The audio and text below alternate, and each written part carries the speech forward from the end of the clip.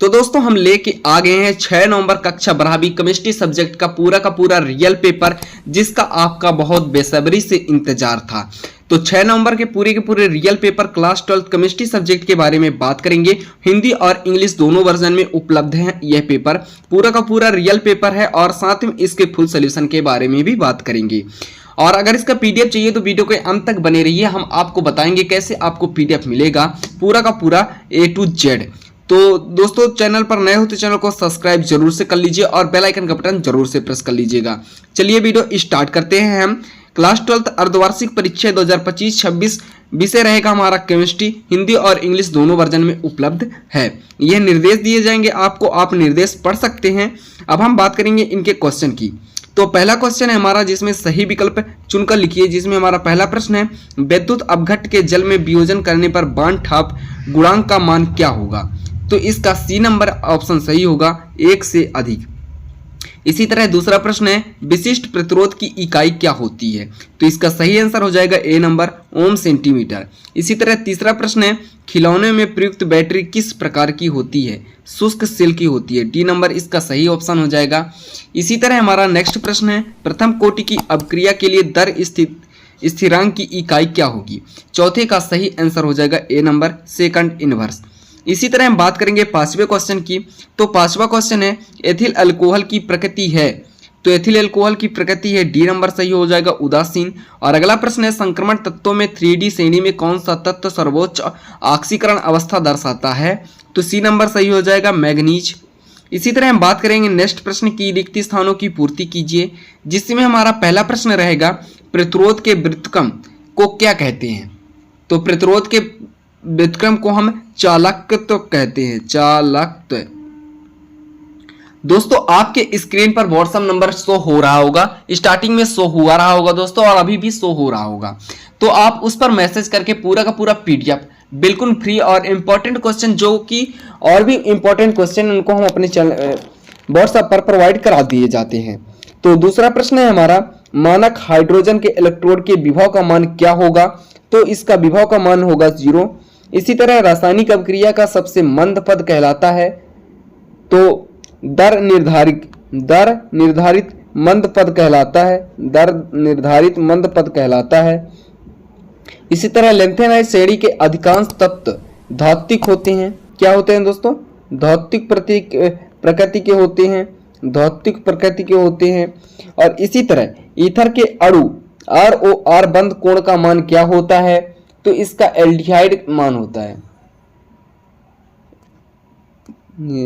ROR का कोण का मान 109 डिग्री से अधिक होता है, सॉरी दोस्तों 109.05 डिग्री से अधिक होता है। और डॉट रजत दर्पण का परीक्षण दर्शाते हैं तो एल्डिहाइड दर्शाते हैं। कौन से दर्शाते हैं दोस्तों, एल्डिहाइड। दोस्तों व्हाट्सएप ग्रुप इस डिस्क्रिप्शन में टेलीग्राम और व्हाट्सएप ग्रुप का दोनों का लिंक दिया गया है, आप वहां से जाकर देख सकते हैं। व्हाट्सएप का नंबर भी दिया गया है वहां पास, आप वहां जाकर मैसेज कर सकते हैं हमारे व्हाट्सएप पर, आपको पूरे के पूरे इंपॉर्टेंट क्वेश्चन हम आपको प्रोवाइड करा देंगे। प्रश्न क्रमांक 3 है सत्य और असत्य के प्रश्न, जिसमें पहला प्रश्न है दो घटकों के संग्रामी मिश्रण विलयन कहलाते हैं, यह सही रहा।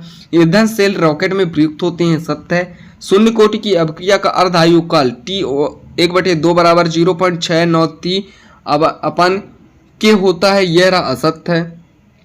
DDT एक स्थायी प्रदूषक है, यह सत्य है। और K4 या PCN6 का एक संकुल यौगिक नहीं है, यह भी असत्य है। एल्डिहाइड और कीटोन क्रियात्मक समावयवी होते हैं, यह रहा सत्य है। दोस्तों यह रहा क्वेश्चन नंबर 3 के पूरे आंसर। इसी तरह हम बात करेंगे क्वेश्चन नंबर 4 के, जो कि हमारा सही जोड़ी है, जिसमें हेनरी का नियम पहले का सी नंबर सही होगा, आंशिक दाब होगा।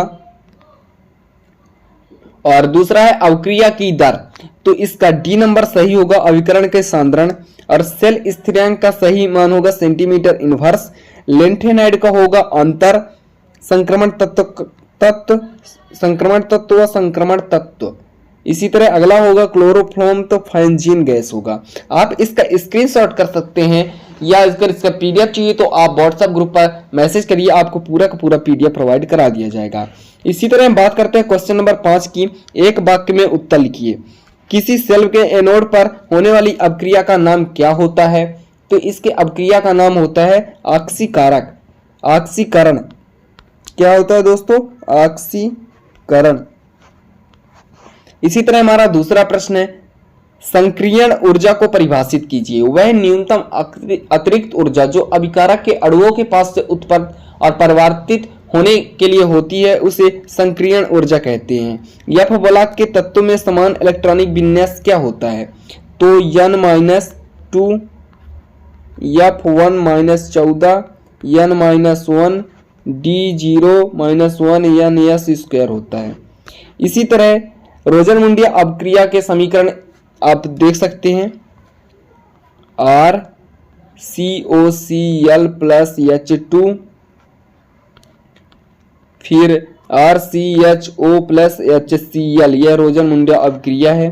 और प्रोटीन को एक अलग लिखिए, इसको प्रोटीन को एक अलग लिखिए तो यह अमीनो अम्ल होता है, अमीनो अम्ल होता है।